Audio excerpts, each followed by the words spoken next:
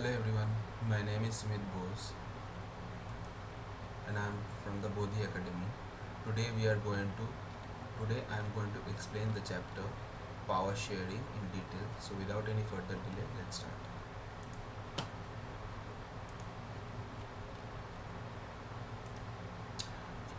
Belgium and Sri Lanka.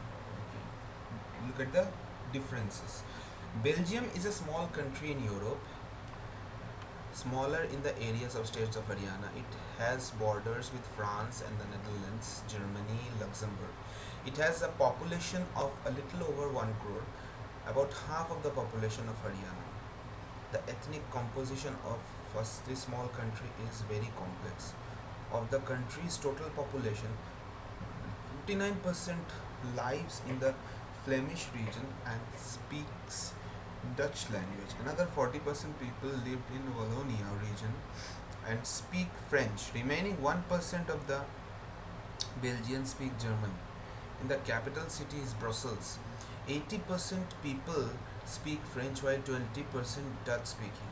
The minority French speaking community was relatively rich and powerful. This was resented by the Dutch speaking community who got the benefit of economic development and education much later. This led to tensions between the Dutch speaking and French speaking communities during the 1950s and 1960s. The tension between the two communities were more acute in Brussels. Brussels presented a special problem. The Dutch speaking people constituted a majority in the country but a minority in capital. Let us compare this to the situation in another country. Sri Lanka is an island nation just a few kilometers off the southern coast of Tamil Nadu. It has about 2 crore people, about the same as Haryana. Like other nations in South Asia region, Sri Lanka has a diverse population. The major social groups are Sinhala speakers 74% and the Tamil speaker 18%. Among Tamils there are two subgroups. Tamil natives of the country are called Sri Lankan.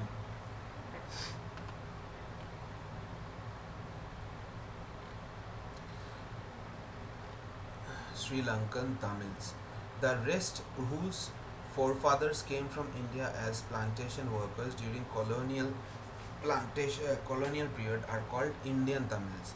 As you can see from the map, Sri Lankan Tamils are concentrated in the north and east of the country.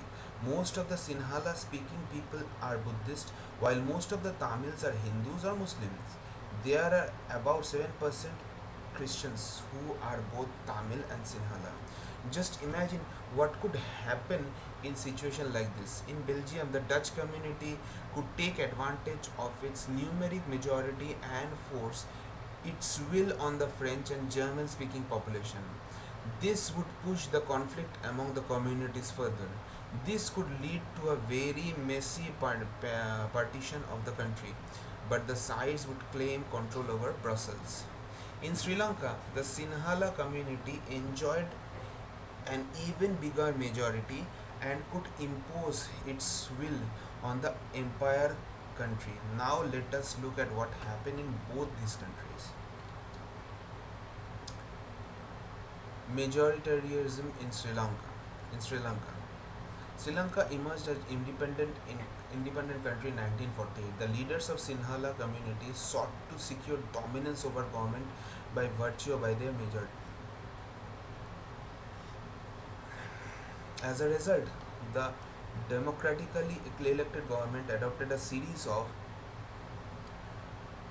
majoritarian measures to establish Sinhala emergency.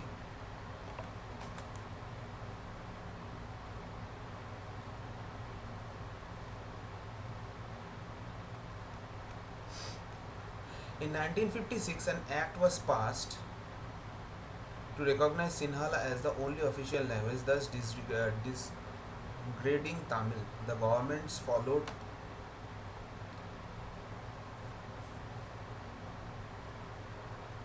preferential policies that favored Sinhala applicants for university positions and government jobs. A new constitution stipulated that the state shall protect and foster Buddhism. All these government measures, coming one after the other, gradually increased the feeling of alienation among the Sri Lankan Tamils. They felt that none of the major political parties led by the Buddhist Sinhala leaders were sensitive to their language and culture. They felt that the constitution and government policies denied them equal political rights, discriminated against them in getting jobs and other opportunities, and ignored their interests. As a result, the relation between the Sinhala and the Tamil communities strained over time. The Sri Lankan Tamils launched parties struggles for the recognition of Tamil as an official language, for the regional autonomy and equality of opportunity in securing educations and jobs.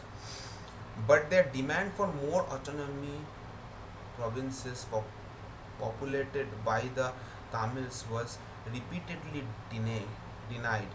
By 1980s, several political organizations were formed demanding an independent Tamil state in northern and eastern parts of Sri Lanka. The distrust between the two communities turned into widespread conflict. It soon turned into a civil war. As a result,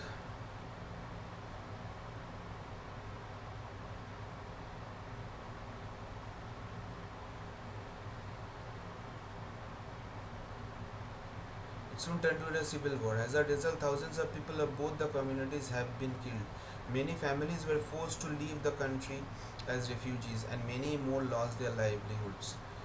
The civil war has caused a terrible setback on the social, cultural, and economic life of the country. It ended in 2009. It stayed for a long amount of time. Accommodation in Belgium. The Belgian leaders took a different path. They recognized the existence of regional differences and cultural diversities. By 1970s and 1993, they amended their constitution four times so as to work out an arrangement that would enable everyone to live together within the same country. The arrangement they worked out is different from any other country and is very innovative. Here are some of the elements of the Belgium model. Constitution prescribes that the number of Dutch and French speaking ministers shall be equal in the central government. Some special laws require to support of majority members from each linguistic group. Thus, no single community can make decisions unilaterally. Many powers of the central government have been given to state government of the two regions of the country. The state governments are not subordinate to the central government. Brussels has separate government in which both the communities have equal representation.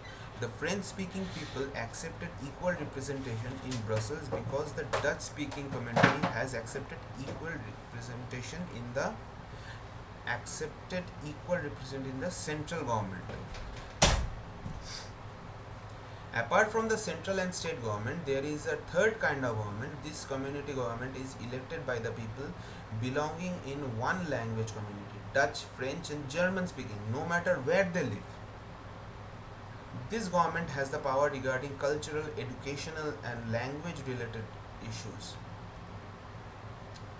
You might find that Belgian model very complicated. It indeed is very complicated even for people living in Belgium.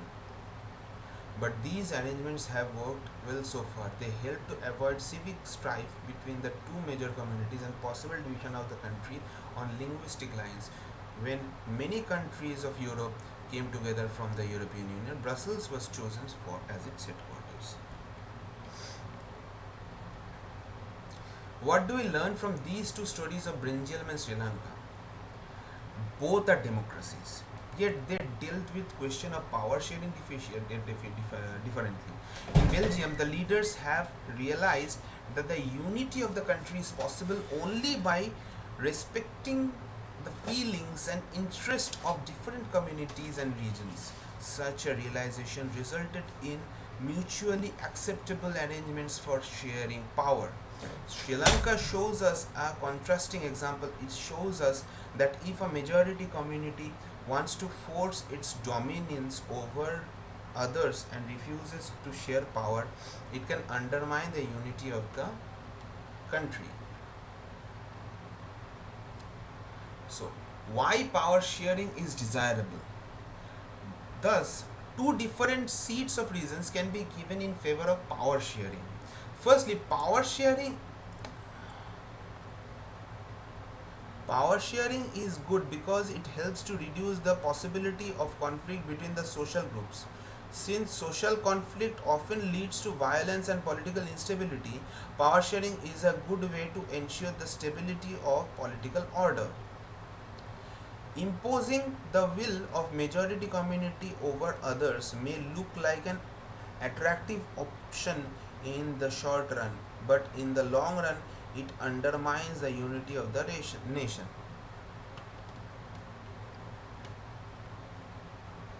Tyranny of the majority is not just oppressive of the minority, it is often affects majority adversely as well. There is a second deeper reason for power sharing is good for democracies. Power sharing is the very spirit of democracy. A democratic rule involves sharing power with those affected by this exercise and who have to live with its effects. People have a right to be consulted on how they are to be governed. A legitimate government in one where citizens through participation acquire a stake in the system. Let us call the first set of reasons prudential and the second moral. While prudential reasons stress that power sharing will bring out better outcomes, moral reasons emphasize that the very act of the power sharing is valuable.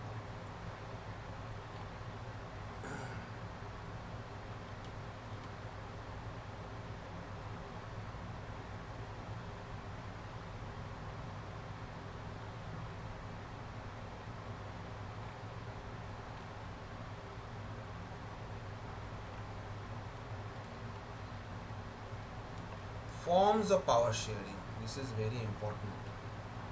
The idea of power sharing has emerged in opposition of notions of undivided political power. For a long time, it was believed that all power of government must reside in one person or group of persons located at one place. It was felt that if the power is to reside is dispersed, it would not be possible to take quick decisions and enforce them. But these notions have changed with the emergence of democracy. One basic principle of democracy is that people are the source of all political power. In a democracy, people rule themselves through institutions of self government. In a good democratic government, due to respect is given to diverse groups and views to exist in a society, everyone has a voice in shaping of public policies. Therefore, it follows that in a democracy, political power should be distributed among as many citizens as possible. In modern democracies, power sharing arrangements can take many forms. Let us look at some of most common arrangements that we will have or will come across. Number one,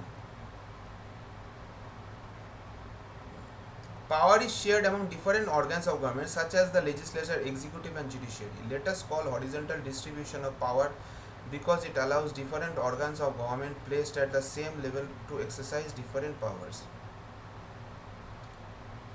Such a separation ensures that none of the organs can exercise unlimited power.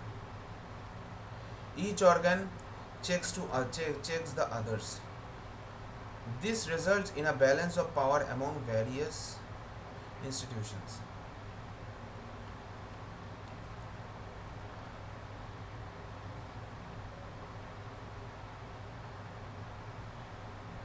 Last year we studied that in a democracy, even though ministers and government officials exercise power, they are responsible to the parliament of state assemblies.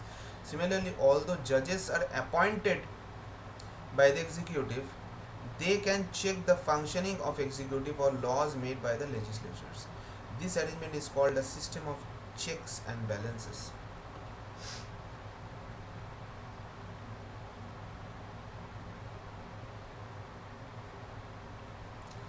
Power can be shared among governments as different levels.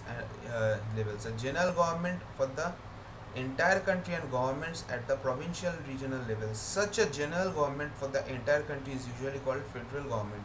In India, we refer to it as the central and union government. The governments at the provincial or regional level are called different names in different countries. So, I hope you all understood this lesson in detail.